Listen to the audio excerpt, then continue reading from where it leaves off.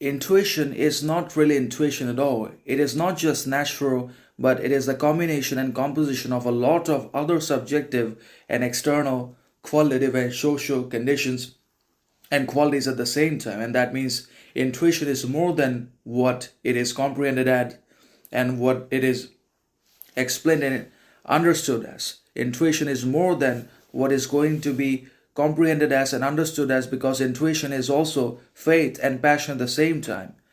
So, obviously, faith is a passionate intuition. So is intuition the combination of passion and faith at the same time in one way or another. And that means intuition is not really intuition, it's more than that. And so is faith. Faith involves passion and intuition. And faith also means not wanting to know that which is truth. So we don't always want to know that which is truth, and that's why we develop faith within ourselves in one way or another. We run away from the shadow. We desperately try to repress, deny, refuse whatever it is that we don't like about ourselves. So the parts of us we don't like, we deny, refuse, and that becomes the unconscious content within ourselves, and that also gives birth to the shadow, and that shadow ultimately starts regulating our behaviors, controlling from the behind the scenes our actions, behaviors, attitudes, relationships, conversations, thoughts, interactions with others, and it ruins everything about ourselves. It takes away our comfort, peace of mind, happiness, and it provides ourselves with a lot of unnecessary, unprocessed chaos, anxiety, unhappiness, and misery.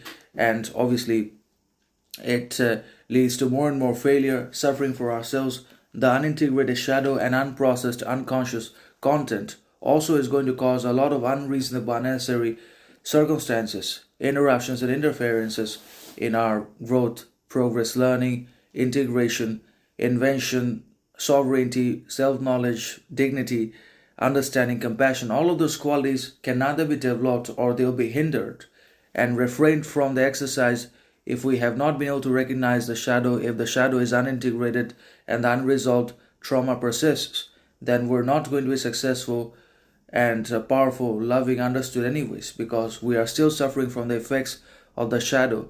And the shadow conquers us in such a way that we are not even realizing that we've been conquered, and we still believe that we're right. But just as the others are capable of bad things and cruelty and evil and malevolence, violence in their lives, so are we, now in slightly differentiated ways.